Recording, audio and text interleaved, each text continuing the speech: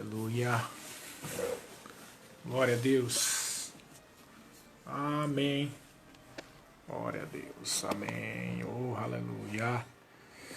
Iniciando mais uma live escatológica aqui. Glória a Deus. Amém. Larissa, Glaucio, Camila. Oh, aleluia. Glória a Deus. O pessoal está entrando. Esperar mais um minuto aí, né? Tem o pessoal entrar mais para a gente continuar a nossa sequência de lives escatológicas. Glória a Deus, chegou a Cátia também, Dona Belia. Aleluia. Glória a Deus. Oh, Ruth. Oh, aleluia. Glória a Deus. Aleluia. Algumas pessoas entrando agora. Boa noite, Dona Belia, graça e paz para todos os irmãos que estão conosco. Aleluia, de Benise está aqui conosco. Amém. Vamos dar início a mais uma live escatológica, né? E o assunto que nós vamos tratar hoje, né, que a pergunta é, o que vem depois do arrebatamento, né? O que acontece depois do arrebatamento? É uma coisa muito boa porque faz parte do pacote da bendita esperança, né? A bendita esperança para nós é o arrebatamento, a manifestação de Jesus entre as nuvens e o nosso arrebatamento, ou seja, o nosso rapto, né? Esse é o termo usado, inclusive na Bíblia em inglês, rapture, né? É o nosso rapto, que pode ser a qualquer momento, não precisa de nenhum sinal para que isso aconteça, pode ser a qualquer momento. Como nós tratamos outro dia, nós vamos ouvir a trombeta de Deus e aí seremos arrebatados para o encontro com o Senhor Jesus nos ares. Pois bem, o que acontece logo depois do arrebatamento, né? E está subdividido em duas coisas, né? Primeiro, o que acontece aqui na terra e o que acontece conosco, que somos a igreja de Deus. Nós vamos centrar aqui em cima do que vai acontecer conosco, tá? Mas assim, vou dar uma pincelada bem rápida, porque isso é algo que nós vamos tratar numa outra live. Vamos tratar sobre as 70 semanas de Daniel, nós vamos tratar sobre a importância do livro de Daniel para isso tudo, né, juntamente com as 70 semanas, e vamos tratar sobre o que é a grande tribulação, tá? Mas logo depois do arrebatamento da igreja, aqui na terra vai haver o período da grande tribulação, 7 anos, e é exatamente 7 anos, não vão ser 6,5 nem 7 e pouco, vai ser 7 anos exatamente, tá bom? Mas ao mesmo tempo que vai acontecer isso, depois do arrebatamento da igreja, a manifestação do anticristo e o início da grande tribulação, nós vamos ter o que vai acontecer conosco durante esses 7 anos aqui de grande tribulação. Para conosco, que somos da igreja, vai acontecer uma série de eventos, outros eventos que não tem nada a ver com uma grande tribulação ou com um período de tribulação de 7 anos aqui na Terra. Amém? Então, como diz lá em 1 Tessalonicenses 4, versículo 13, né, nós vamos nos encontrar lá com o Senhor Jesus, lá nos ares. Primeiramente, aqueles que dormiram em Cristo, eles serão ressuscitados, né? E depois da ressurreição dos irmãos lá, nós seremos arrebatados, e tantos os ressuscitados como nós vamos receber corpos glorificados, ok? Cheios de glória, um corpo luminoso, um corpo que é coberto de imortalidade e de incorruptibilidade, ou seja, não adoece, não envelhece, não tem mais problema nenhum relativo à queda, aquilo que aconteceu depois que o Adão e a Eva cometeram aquele pecado, né? Foram expulsos do Jardim do Éden e a maldição veio sobre toda a terra. Ok? Então nós vamos nos encontrar com ele, mas logo assim que nós nos encontrarmos com ele, o que é que vai acontecer? O que vai acontecer é o chamado Tribunal de Cristo para conosco, tá? Isso se encontra lá em 2 Coríntios, no capítulo 5, versículo 10, tá? Vamos ler aqui, 2 Coríntios 5:10, que diz assim: porque importa que todos nós compareçamos perante o tribunal de Cristo, para que cada um receba segundo o bem ou o mal que tiver feito por meio do corpo. A gente tem que se deter bem nesse versículo e explicar, porque há muita confusão, as pessoas confundem aqui, por exemplo, o que é o bem e o mal, o que é por meio do corpo, né? E também o que é o tribunal de Cristo. Tá? Há aquela confusão, as pessoas pensam que algum irmão nesse tribunal pode ser condenado para o inferno, mas não há condenação. A palavra tribunal aqui é a palavra grega bema. E bema era uma palavra que no grego era utilizada nos Jogos Olímpicos. Quando um corredor, um atleta ia receber os louros da vitória, os seus prêmios, ele comparecia diante do bema, que é onde uma autoridade da cidade, lugar, distribuía os prêmios, né, para os vencedores. Então, na verdade, o tribunal de Cristo é justamente isso, para que cada um receba, ok? Não é um tribunal para julgar para ir para o inferno, isso aí não vai acontecer, tá? Porque Jesus, ele pagou o preço e ele foi condenado no nosso lugar. Amém? Então as pessoas vão para o inferno, por quê? Porque não aceita o preço que foi pago por Jesus. Por isso que aquele versículo diz assim, que Jesus, ele foi morto como propiciação pelos pecados, não só de nós, da igreja, mas do mundo todo. Então as pessoas do mundo, por não aceitarem Jesus, eles não usufruem do benefício do perdão dos pecados, e é por isso que eles vão para o inferno. Então a nossa condenação foi posta em Jesus, ele levou sobre si a nossa condenação, ele morreu a nossa morte para que a gente possa viver a vida de Deus, Zoe, a própria vida de Deus. Amém? Então o tribunal não é para condenação, o tribunal aqui é o bema. Um outro versículo que é usado também para falar desse tribunal é em Romanos 14:10, que diz assim, né? É um sentido praticamente o mesmo, que diz assim: tu, porém, que julgas o teu irmão, e tu, porque desprezas o teu, pois todos compareceremos perante o tribunal de Deus. O que é o tribunal de Deus? É o mesmo tribunal de Cristo. Se você for ver aqui no original, tribunal é bema, né? Então não é um tribunal para julgar o mérito de quem é culpado, não é um tribunal acusatório, não é um tribunal diferente do juízo final, é outra coisa, tá? O juízo final, ali sim, pessoas serão enviadas para o lago de fogo. Isso vai acontecer mais adiante, lá na frente. Só que a igreja não vai ser condenada, diz que a nossa condenação ficou em Jesus, né? Por isso que é muito bom ser nascido de novo. Então, esse tribunal, o Bema, como eu disse, é um lugar onde vai haver distribuição de duas coisas: galardões e coroas. Não é? Maravilhoso isso, né? Galardões. Bom, o que seria então galardões? Tá? Esse termo galardões está especialmente em dois versículos aqui. Primeiro em Apocalipse, lá no livro de Apocalipse, no capítulo 22, do versículo 12, quando o Senhor diz assim: eis que vem o semi-demora, aleluia, e comigo está o galardão que tenho para retribuir a cada um segundo as suas obras. Aqui o próprio Senhor Jesus está dizendo que vai distribuir galardões segundo as suas obras. E o outro texto é 1 Coríntios, que nós vamos ver muito esse texto aqui, 1 Coríntios capítulo 3, no versículo 14, quando fala das obras de cada um, que é o que vai ser analisado aqui no Bema. Ele diz aqui no 14: se permanecer a obra de alguém que sobre os fundamentos edificou, esse receberá galardão. Então a primeira promessa de Deus é que ele vai fazer uma explanação, uma exposição, melhor dizendo, pública da obra de cada um. E se a obra de cada um permanecer, se for uma obra correta, essa pessoa receberá o galardão.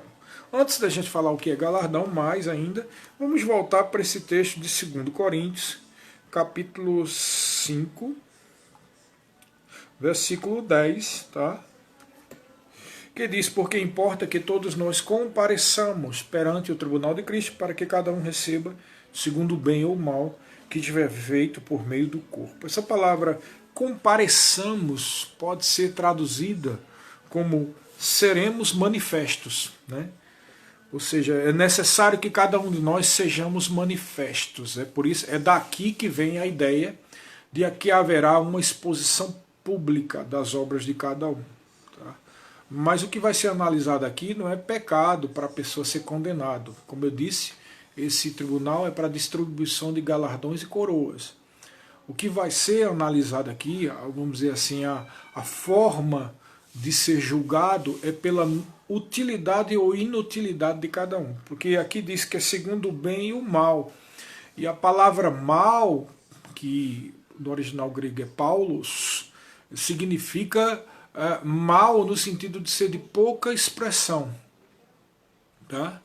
Pouca expressão. Então, o que Deus está dizendo aqui, através de Paulo, Espírito Santo, é que cada um vai receber coroa e galardão segundo a obra que foi feita, se ela foi útil ou se teve pouca expressão, não teve utilidade nenhuma. Né? Eu sempre gosto de dizer, um exemplo nas aulas, por exemplo, há pessoas que muitas vezes fazem algo para poder aparecer para lideranças, né? Para serem aproveitadas, para pregar, para ser chamado como pastor, para ser até mesmo professor do remo, né? E essas pessoas geralmente fazem as coisas e às vezes até estão enganadas, às vezes pensam que estão fazendo para Deus, mas dentro do coração da pessoa está o intuito de querer ser reconhecido. Tá? Você pode ter absoluta certeza que uma obra como essa vai ser exposta no dia do tribunal de Cristo, no bema de Cristo. E vai ser exposta para mostrar a inutilidade. Então é por isso que aqui nesse mesmo texto de 1 Coríntios, capítulo 3, quando fala da obra de cada um para receber galardão, ele diz a partir do versículo 12: contudo, se o que alguém edifica sobre o fundamento é ouro, prata, pedras preciosas, madeira, feno ou palha, manifesta se tornará a obra de cada um, mais uma vez o termo manifesta, pois o dia, que dia? Esse dia do tribunal de Cristo, a demonstrará, porque está sendo reservada pelo fogo. E qual seja a obra de cada um, o próprio fogo o provará. Se permanecer a obra de alguém que sobre o fundamento edificou, esse receberá galardão. Se a obra de alguém se queimar, sofrerá ele dano, mas esse mesmo será salvo, todavia, como que através do fogo. Então, de que dano ele está falando aqui? Da vergonha. Todos nós estaremos lá, e se for uma obra tola, feita por interesses pessoais mesquinhos para ser reconhecido diante das pessoas, por exemplo, como eu falei, se essa obra é uma palha, não tem utilidade nenhuma, e a pessoa sofrerá o dano da vergonha e do não recebimento de galardão. Esse é o dano, a vergonha e o não recebimento do galardão. Mas se alguém faz algo de uma pureza de coração, isso é pedra preciosa, ouro. E o fogo vai provar a utilidade disso, que Deus analisa o coração, Deus está pouco interessado com o que você faz, né? Ele está mais interessado com o que está, o propósito que está dentro do seu coração, tá, pessoal? Por isso é inútil fazer coisas sem envolver o coração. Se vai dar dízimos e ofertas, tem que envolver o coração. Não adianta fazer por obrigação, como diz lá em 2 Coríntios capítulo 9, não é por tristeza nem por necessidade, porque Deus ama a quem dá com alegria. Isso significa que Deus ama a quem está alegre e envolver o coração naquilo. Tá? A mesma coisa é pregação, é trabalhar num departamento na igreja, fazer qualquer coisa. As pessoas fazem muitas vezes por ter problemas psicológicos de dificuldade de autoaceitação ou dificuldade de saber quem é, precisa ser amado, precisa ser aceito por outras pessoas, problemas psicológicos que devem ser tratados segundo a palavra de Deus. E muitas vezes as pessoas fazem coisas dentro da igreja esperando serem reconhecidas por homens e pessoas. Mas, irmão, o verdadeiro reconhecimento vem de Deus. Porque Deus vê o coração, o homem vê o exterior, o que está sendo feito. Nesse sentido, por exemplo, às vezes tem pessoas que juntam uma cesta básica para dar para algum pobre, e muitas vezes está fazendo aquilo para ser reconhecido pelas pessoas. E isso está errado, essa obra vai ser queimada, não vai virar nada, isso é palha. Amém, irmãos? Nós devemos fazer como que ao Senhor. Por exemplo, o que eu vou dizer agora está passível do crivo, né, da palavra e passível do julgamento de Deus no tribunal de Cristo. O que é que eu vou dizer? Eu vou dizer o seguinte: estamos fazendo essas lives por uma questão de responsabilidade perante o Senhor, por uma questão de cuidado pastoral, por uma questão de trazer entendimento sobre esse assunto para as pessoas, tá? E não para manter o meu nome como algum ministro, algum vulto do Evangelho, alguma coisa desse tipo. Se assim o fosse, com certeza essa obra vai ser queimada no dia do tribunal de Cristo e não vai sobrar nada. Amém? E vai ser envergonhado, porque possivelmente, isso é uma suposição, né?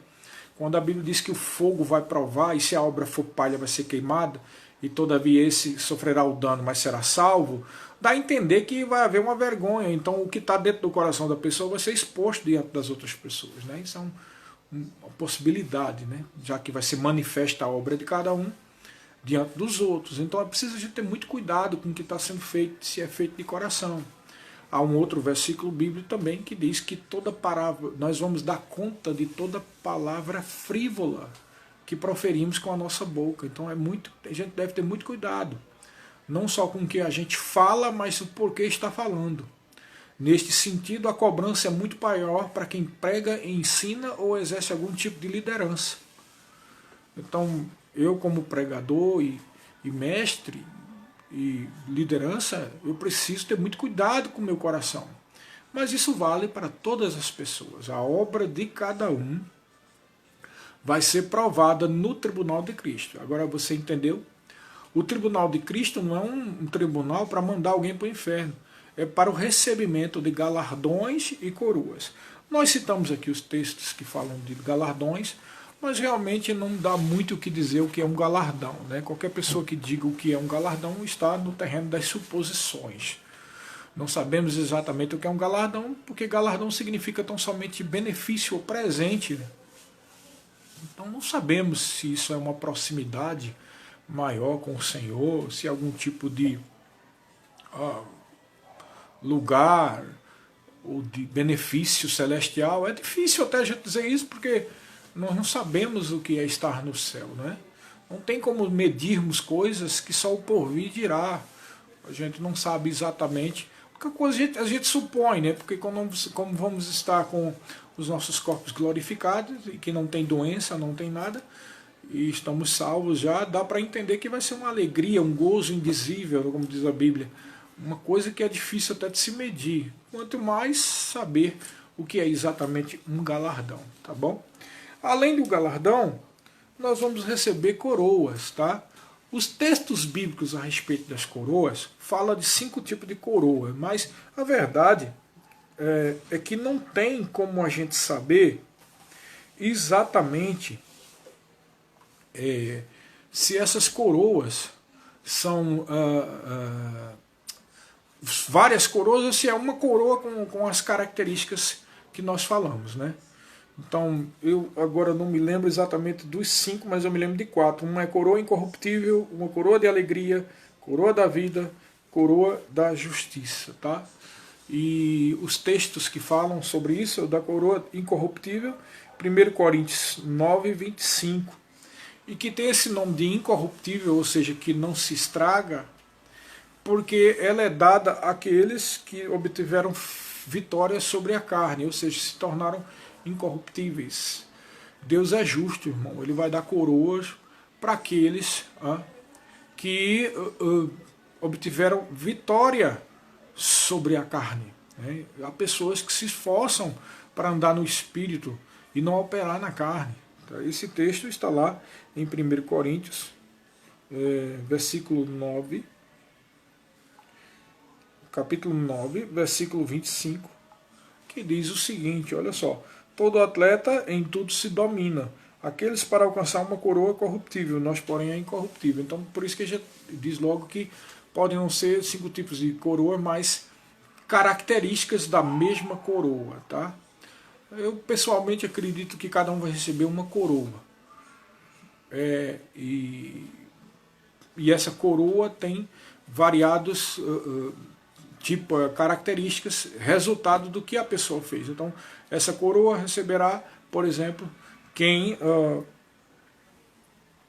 quem suportou a carne em vez de andar na carne, andou no espírito. Há outro tipo de coroa, que é o coroa de alegria. Em 1 Tessalonicenses 2,19 fala da coroa que é para os ganhadores de almas, para aqueles que pregam o evangelho e conseguem vidas para Jesus, né? Então Paulo diz: pois quem é a nossa esperança, ou alegria, ou coroa, em que exultamos na presença do nosso Jesus, do nosso Senhor Jesus em sua vida? Não sois vós? Ele está dizendo da obra que ele fez quando aquelas pessoas foram salvas, né? Então, mais uma vez, parece ser a mesma coroa, mas com certeza para aqueles que se esforçam para pregar ao Senhor, pregar a palavra, pregar o Senhor para outras pessoas, esses ganharão coroas também. Tem a coroa da vida para os que suportam a provação. Tiago, capítulo 1, versículo 2, o famoso texto de Tiago a respeito de provações, né? Tiago, capítulo 1, versículo 12, diz: bem-aventurado o homem que suporta com perseverança a provação, porque depois de ter sido aprovado, receberá a coroa da vida, ao qual o Senhor prometeu os que o amam. É interessante que é chamada coroa da vida, né? Porque esses suportaram a provação, mesmo em face da própria morte. Deus é justo, irmão, ele vai dar a coroa para quem passa por isso também. Existe a coroa da justiça, né? 1 Pedro, capítulo 5, versículo 4, 5:4, que fala dessa coroa da justiça para os que apacentam o rebanho de Deus, tá? Ora, logo que o Supremo Pastor se manifestar, recebereis a imarcessível coroa da glória. Essa daí é a coroa da glória, desculpa, confundi com a coroa da justiça, que é a quinta coroa, tá? Que tinha falado. Então, coroa da justiça, coroa da glória, coroa da vida, coroa da alegria e coroa incorruptível. Mas eu penso que serão 5 características para 5 tipos de atitudes que as pessoas tomam, que faz com que eles recebam coroas. Então, nesse tribunal de Cristo, nós vamos receber galardões e coroas. E depois de ser a obra de cada um ser provada pelo fogo e aprovada, nós vamos receber galardões e coroas. E depois disso, nós vamos receber cada um uma veste de linho puro finíssimo, tá? Onde é que está isso? Lá em Apocalipse capítulo 19. Lembrando que o Apocalipse trata com a igreja do capítulo 1 até o 3 e depois retoma aqui, nesse texto que nós vamos falar de Apocalipse capítulo 19, versículos 7 em diante, tá? Tudo que volta a ser para a igreja é aqui, versículo 7. Então esse miolo todo entre o capítulo 4, na verdade capítulo 4 a partir do versículo 2, porque o capítulo 4, versículo 1, é quando a voz fala para João dizendo: sobe aqui para cima. Aquilo ali é uma tipologia, uma simbologia do arrebatamento da igreja, tá? E todo esse miolo aí, esse recheio, dentro do capítulo 4 até o início do 19, é o período da grande tribulação, que a igreja não estará mais. Inclusive em outra live eu falei que não é citada mais a igreja. E aqui em Apocalipse capítulo 19, versículo 7, diz: alegremo-nos, exultemos e demos-lhes glória, porque são chegadas as bodas do Cordeiro, que é a coisa que vai acontecer depois do tribunal de Cristo, cuja esposa a si mesmo se ataviou. O que é uma esposa que a si mesmo se ataviou? Significa que ela se preparou, tá? Versículo 8, ele explica o que é esse negócio que a esposa se preparou. Ele diz: pois foi-lhe dado vestir-se de linho finíssimo, resplandecente e puro. Porque, presta atenção aqui, o linho finíssimo são os atos de justiça dos santos. Vamos parar um pouco para analisar. Ele está dizendo que antes a noiva e agora a esposa que vai casar, né, com o esposo no casamento, nas bodas, essa esposa, ela si mesmo se ataviou, e porque ela mesmo se ataviou, ela vai receber uma veste de linho puro e finíssimo. Aí ele explica que essa veste de linho de puro e finíssimo é os atos de justiça. Então, o ataviar-se, o preparar-se da noiva de Cristo é o praticar de atos de justiça, o que encaixa com o que nós tratamos agora. O tribunal de Cristo é para analisar os atos de justiça, para analisar a obra de cada um, entendeu?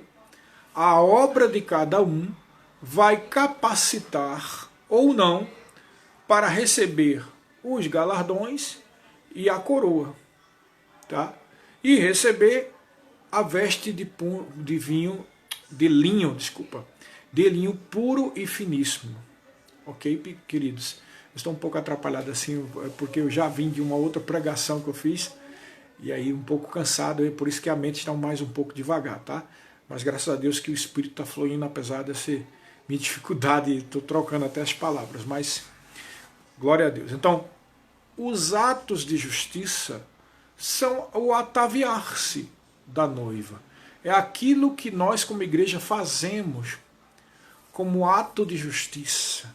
É aquilo que nós fazemos que vai nos fazer, se é algo feito com o coração, vai nos fazer dignos de receber galardões e coroas. Então veja bem, a gente é arrebatado, né? Ou se a pessoa dormiu em Cristo, ela vai ser ressuscitada, nos encontraremos com o Senhor nos ares, e lá, né, nós vamos nos encontrar nas nuvens, e possivelmente lá nos céus, no lugar celestial, vai haver esse tribunal de Cristo, que é o Bema, que não é para condenar, mas para expor e manifestar publicamente a obra de cada um. E de acordo com esta obra, nós vamos receber galardões e coroas, amém? Além de a veste de linho puro e finíssimo. Então, nesse versículo de Apocalipse 19, tem um outro detalhe, ele diz assim, alegremos, versículo 7, alegremos-nos e exultemos e demos-lhes glória, porque são chegadas o quê? As bodas. É o que vai acontecer depois. Então, a live de hoje era o quê? Uma pergunta. O que, é que vai acontecer depois do arrebatamento? O que, é que vai acontecer depois do arrebatamento? Para nós, né? Nós vamos comparecer perante o tribunal de Cristo. Lá serão expostas as nossas obras que foram feitas de coração e não foram inúteis. E as que foram inúteis serão queimadas. E todos vão ver se foi alguma obra inútil feita só para conseguir a proeminência diante de pessoas, né? Infelizmente há muito isso, né? Cada um vai dar conta de si. Isso será queimado e a pessoa vai passar uma vergonha pública diante dos irmãos e vai ser exposto diante dos irmãos, o motivo pelo qual aquela pessoa não recebe tantos galardões quanto outros, né? Porque Deus é tão justo.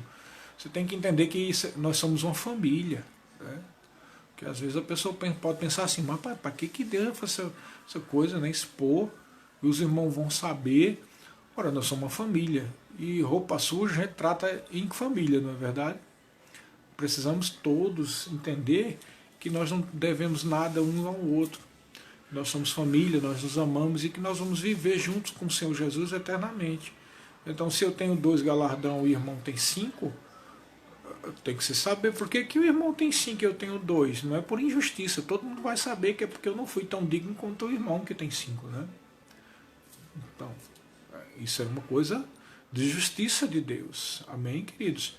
Mas uma coisa é certa, receberemos galardões e coroas. Essa coroa é muito importante, porque às vezes as pessoas pensam assim, eu quero lá saber de coroa, de galardão, eu sou o mais humilde do rebanho do Senhor. Não, isso não é humildade. Na verdade, isso é infidelidade. Infidelidade, isso mesmo. Porque receber galardão e coroa prova que a pessoa foi fiel. Então, quem não quer receber coroa e galardão é porque não está se esforçando para ser fiel.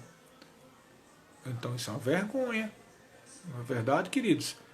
Quando nós recebemos coroa e galardão, significa que nós somos fiéis. Aí você pode estar pensando, mas qual é a utilidade de ter coroa? Bom, tem um texto na Bíblia, né, que fala sobre... Só um momentinho aqui. Tem um texto na Bíblia que fala... Eu não anotei aqui, mas eu vou encontrar agora para você entender qual é a utilidade dessas coroas aí, tá? Essas coroas dos 24 anciões. Os 24 anciões é uma representatividade Apocalipse 4 diz assim: ao redor do trono há também 24 tronos, e assentado nele 24 anciãos vestidos de branco, em cujas cabeças estão coroa de ouro. O versículo 10 diz: os 24 anciãos prostaram-se-ão diante daquele que se encontra sentado no trono, adorarão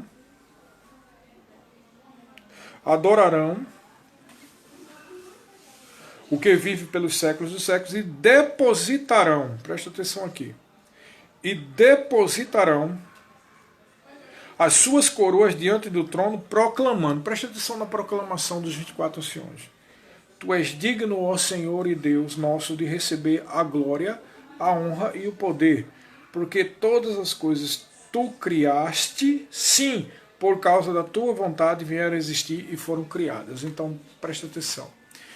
Os 24 anciãos representam a igreja na sua totalidade. Tá? Está aqui em Apocalipse 4:10. Representa a igreja. Por que são 24? Então são 12 tribos de Israel e 12 apóstolos do Cordeiro, demonstrando que dos dois povos ele fez um. É um mistério que estava oculto desde antes da fundação do mundo, que é Cristo em vós, a esperança da glória. Que judeus e gentios fazem parte do mesmo corpo. Os 12 e os 12 fazem parte dos 24, o mesmo corpo, ok? Então esses 24 anciãos representam toda a totalidade da igreja. E eles estão com coroas de ouro. E eles depositam essas coroas aos pés do Senhor Jesus. E no final eles proclamam dizendo que tu és digno, Senhor, porque todas as coisas tu criaste. O que significa isso, irmão? Se os 24 anciãos representam a igreja, né, e eles têm coroas, está muito clara aí a relação com nós, que somos a igreja, né, e na sua totalidade seremos julgados no tribunal de Cristo para receber coroas e galardões. Mas ele está dizendo aqui que esses anciãos vão depositar aos pés do Senhor Jesus, ou seja, a igreja vai depositar suas coroas diante de Jesus. E o teor, o resumo do que a igreja vai dizer para Jesus é: Senhor, tudo tu criaste, é tudo teu. E essas coroas são tuas, Senhor, porque até mesmo os nossos atos de justiça que nós só praticamos por causa de Ti, da Tua obra, do Teu sacrifício, Jesus, da unção do Espírito Santo, da presença do Espírito Santo e da Tua palavra. Então são todas tuas. Então, na verdade, querido, ter coroa é ter a chance, a condição de honrar o Senhor Jesus, reconhecendo que tudo é dele, para ele e por meio dele foi que nós conseguimos ou conseguiremos essas coroas. Amém? Veja como Jesus dá importância a isso. Tá? Lá em Apocalipse, aqui também em Apocalipse, mas no capítulo 19, tá? Não no versículo 7, mas adiante, e do versículo 11, diz assim: vi o céu aberto e eis um cavalo branco, o seu cavaleiro se chama Fiel e Verdadeiro, e julga e peleja com justiça.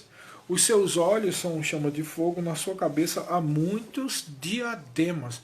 Essa palavra diadema é coroa, porque na verdade coroa no grego é diadema. Tá? Então, o que ele está dizendo? Jesus vai receber as coroas que são depositadas pela igreja e vai colocar na sua cabeça. Muitas coroas na sua cabeça. Você entendeu, irmãos? A pessoa tem que desejar coroas. Por quê? Porque quando você deseja receber coroas, significa que você está desejando trabalhar por Jesus e não para aparecer. Porque só recebe coroas quem realmente faz os atos de justiça de coração e não para poder ser reconhecido, né? Então, desejar coroa significa que a pessoa vai trabalhar para o Senhor e vai fazer as coisas que o Senhor pede de coração, né? E além disso, vai ter a oportunidade de depositar essas coroas diante do Senhor e o Senhor vai honrar essas pessoas usando essas coroas na cabeça. Não é lindo isso? Não é maravilhoso? É isso que vai acontecer, irmãos. Mas estamos falando de coroas e galardão. Mas falta a outra coisa, que é o que está em Apocalipse 19:7, que chegou agora a boda, o casamento do Cordeiro. É o que vai acontecer depois.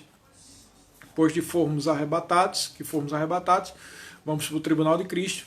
Lá no tribunal, as nossas obras serão expostas e o que não for feito de coração será queimado, né? E aí nós vamos receber galardões, coroas e a nossa veste de linho puro, finíssimo.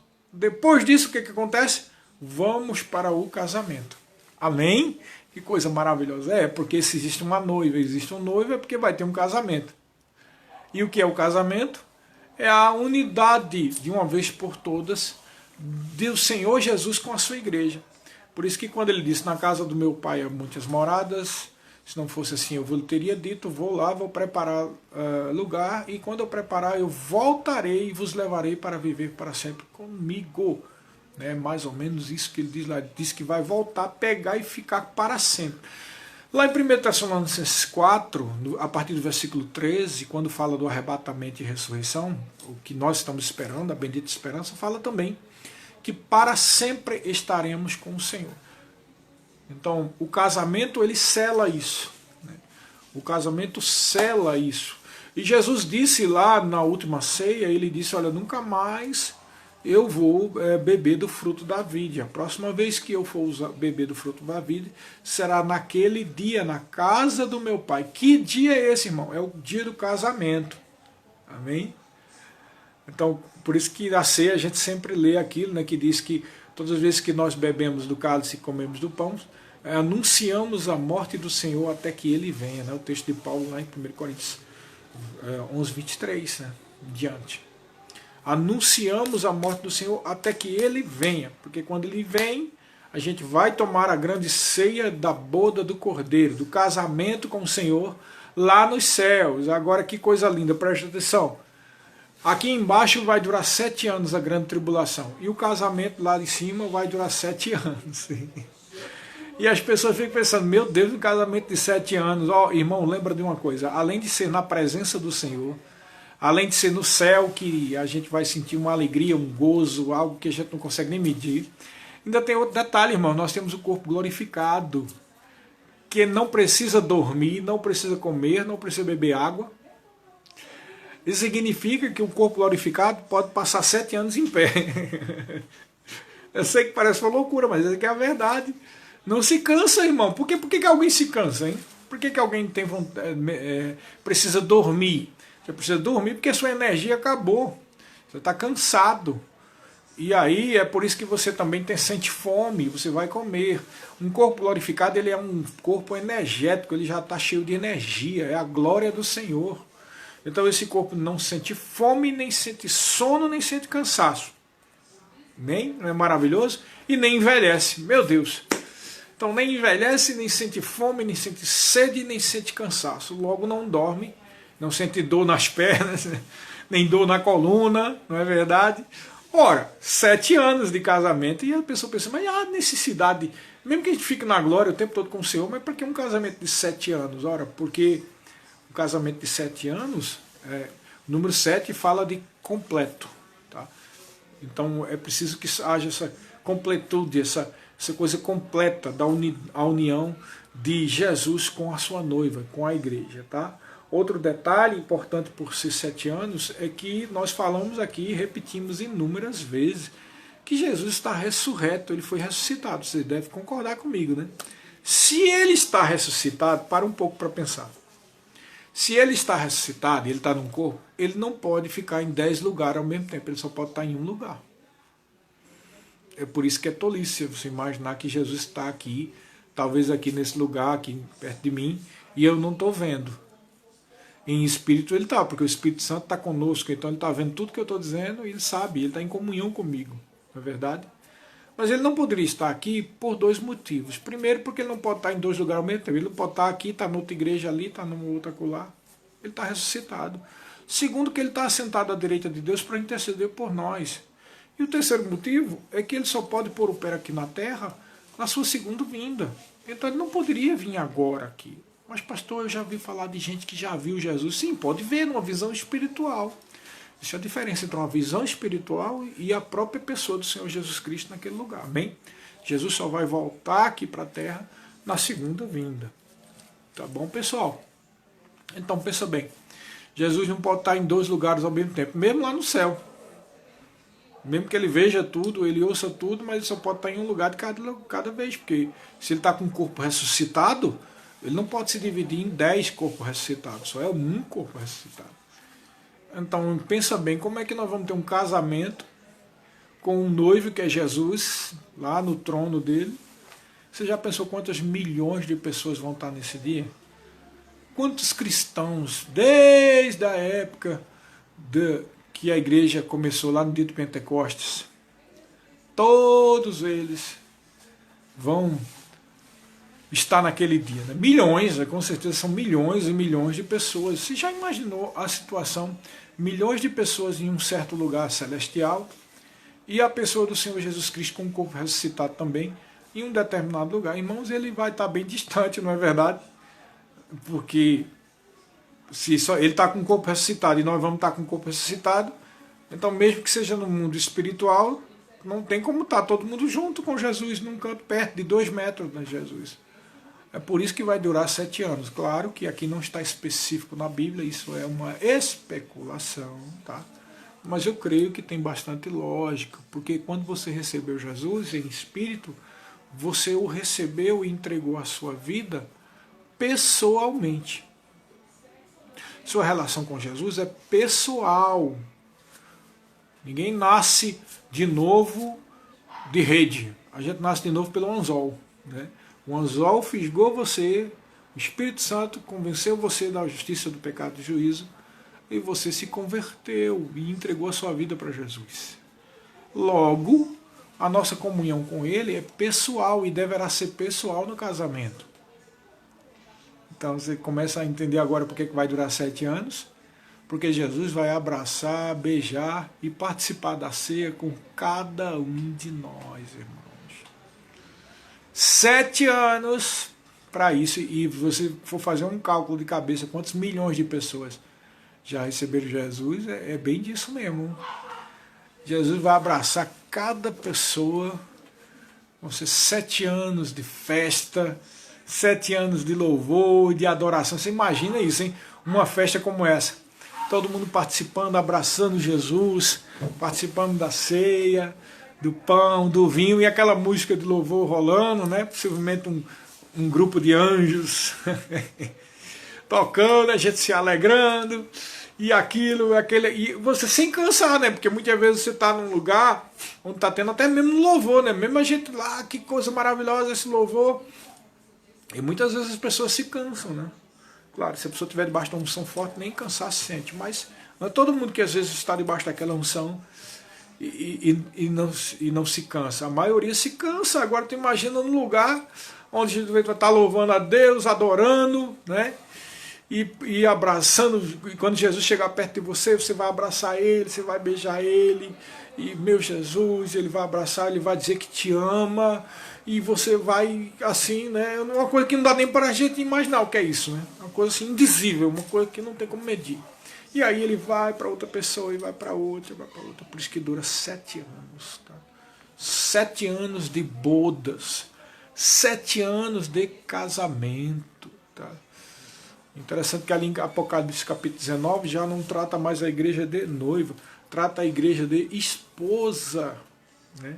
Nunca mais, irmãos, nós vamos estar longe de Jesus, até mesmo no milênio. Tá? Eu vou tratar uma coisa aqui, bem rápido, que um outro dia, quando eu falar sobre o milênio, é que nós vamos especificar isso, mas você já vê como foi que Jesus estava aqui na terra quando ele estava ressurreto? Depois que ele ressuscitou, foi o que aconteceu. Ele apareceu para os discípulos lá na beira do lago, e ele fez um fogo lá para comer o peixe com os discípulos. Então ele comia, ressurreto ele comia. Tá?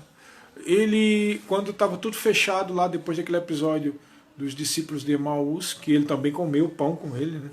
Partiu, aliás, parece que foi quando ele partiu. Né? Mas depois daquele episódio ele entrou dentro, à porta da sala lá onde estavam os discípulos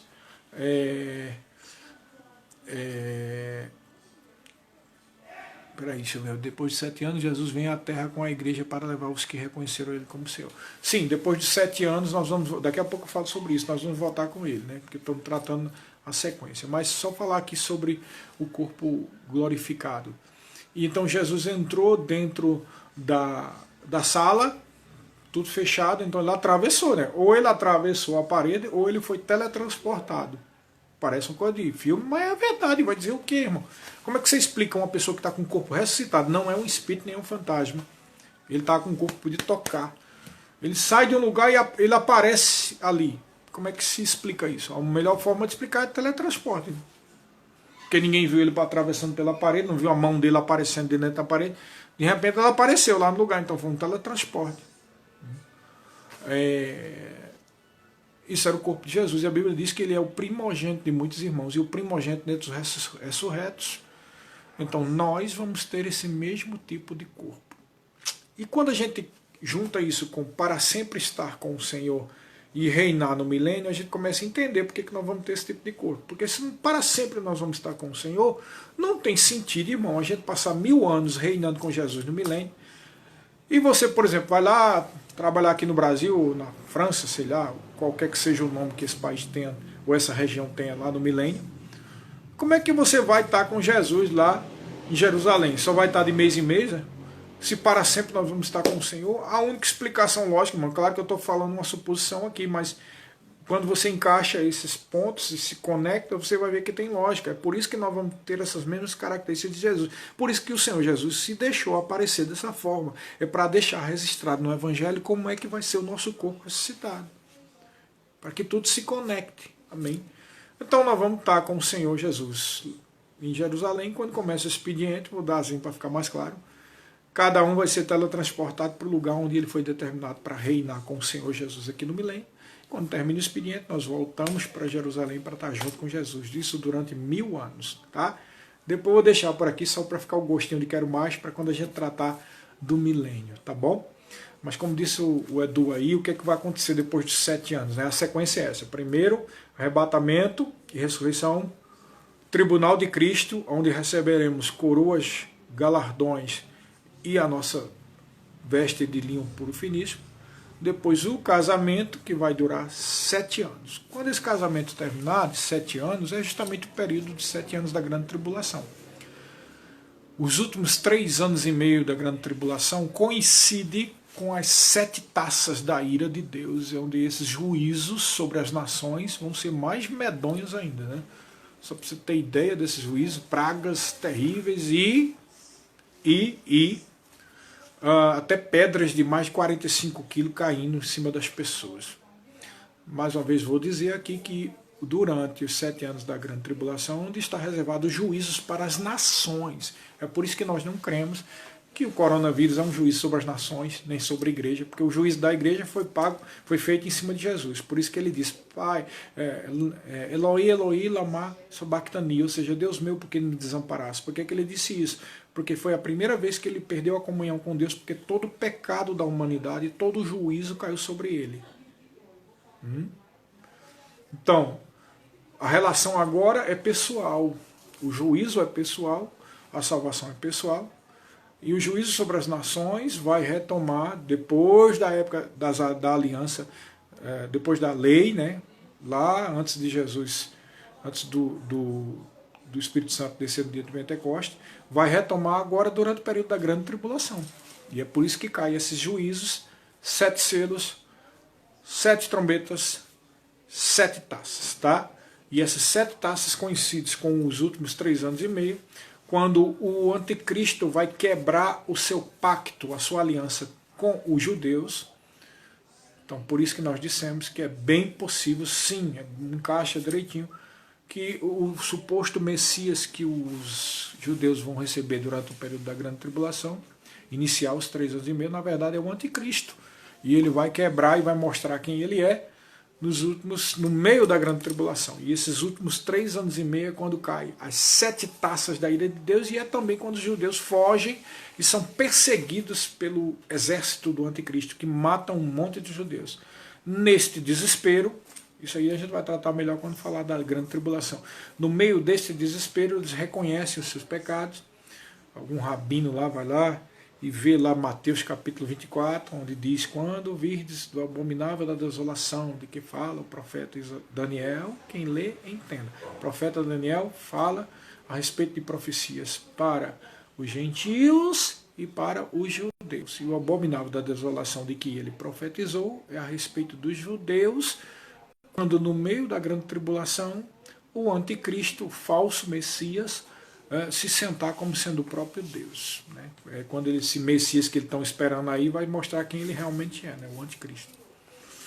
E o que acontece? No meio desses desesperos, eles vão finalmente cumprir aquilo que Jesus profetizou lá no Monte das Oliveiras, quando ele disse assim: Jerusalém, Jerusalém, que matas e apedrejas que te foram enviados. Quantas vezes eu quis te ajuntar como uma galinha coloca debaixo de suas asas pintinhos, mas vós não quiseste. Eis que a vossa casa ficará deserta e não me vereis mais, até que digais: bendito que vem em nome do Senhor. Baruch Habab Shem Adonai. Eles vão dizer isso justamente no final da grande tribulação.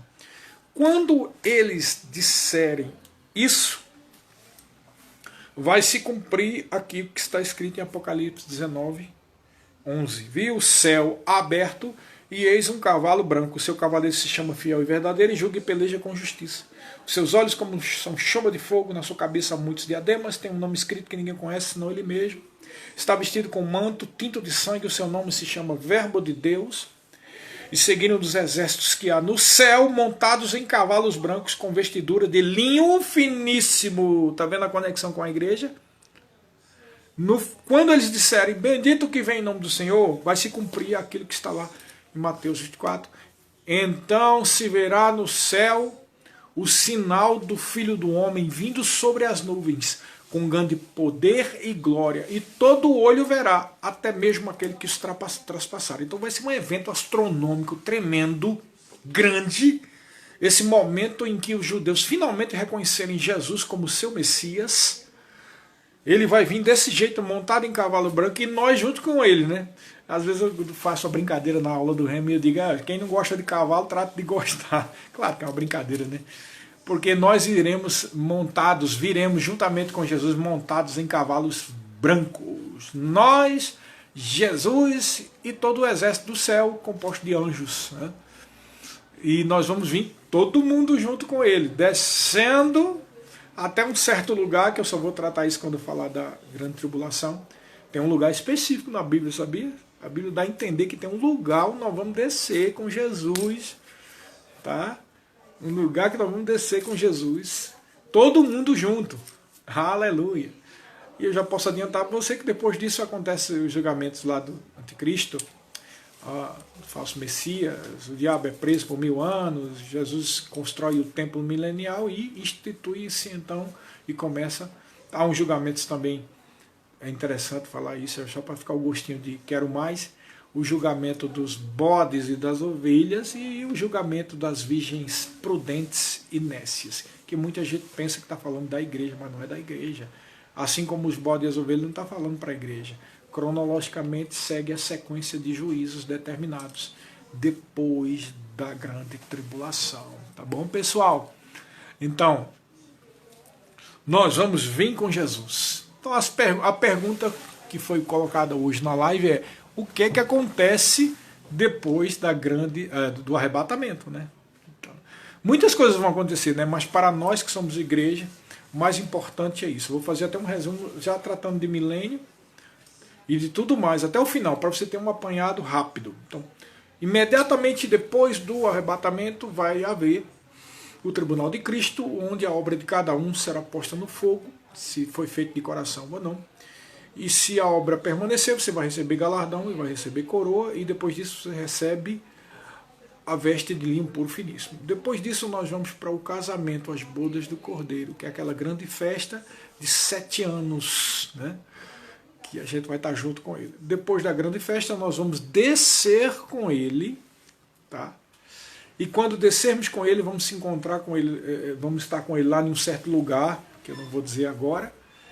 Sei que Jesus instituiu o templo milenial, ele julga o anticristo e o falso profeta, e o diabo ele prende por 1000 anos, e aí começa o milênio, tá? As ressurreições, sim, dos santos do Velho Testamento Samuel, Davi, aquele povo todo, né? Além das ressurreições dos irmãos que pagaram com a sua própria vida quando eles receberam Jesus durante a grande tribulação, a ressurreição das duas testemunhas, a ressurreição dos 144 mil que morrerem também, né?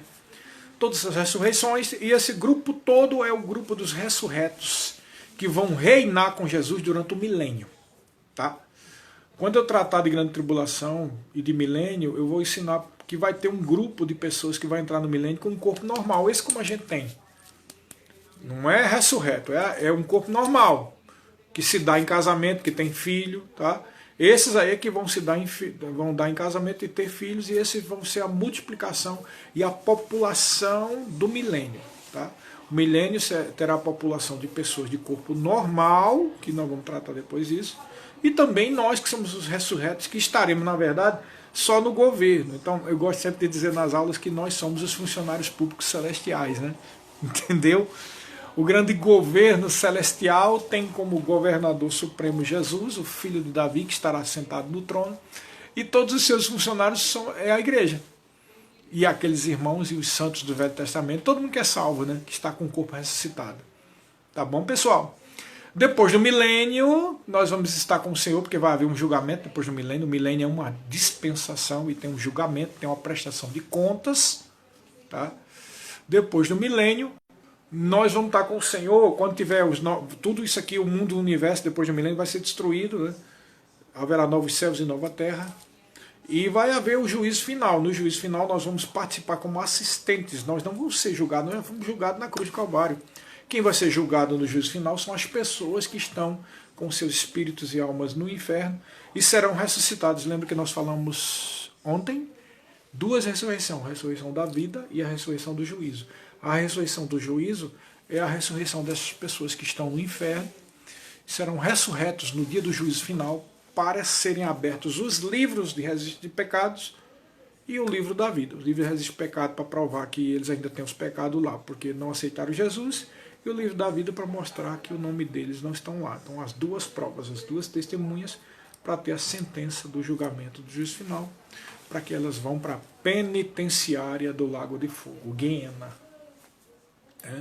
Que por isso que Jesus de Cristo diz assim, que lá o fogo não se extingue e o verme não morre. Por que o fogo não se extingue e o verme não morre? Ele está dizendo isso para dizer que o fogo nunca para porque a pessoa sente o calor do fogo, porque não só está em espírito e em alma, mas o próprio corpo está ressuscitado.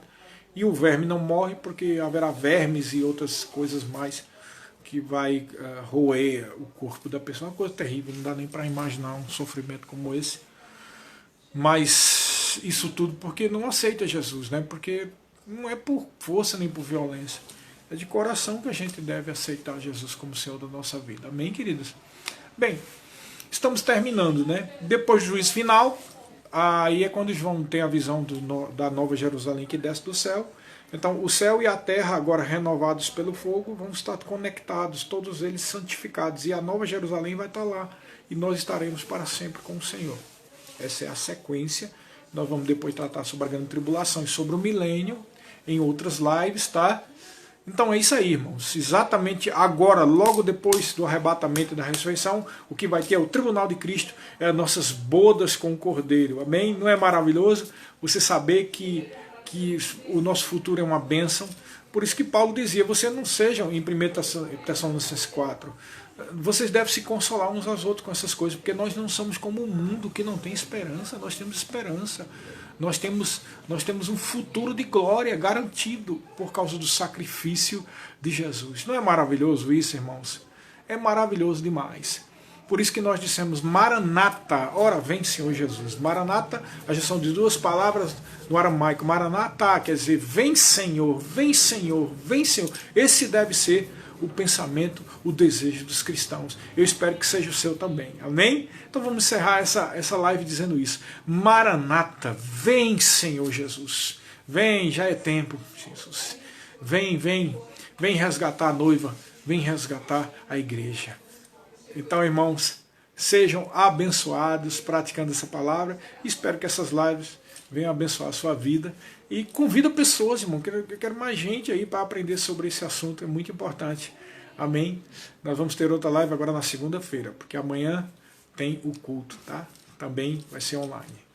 Tchau, pessoal.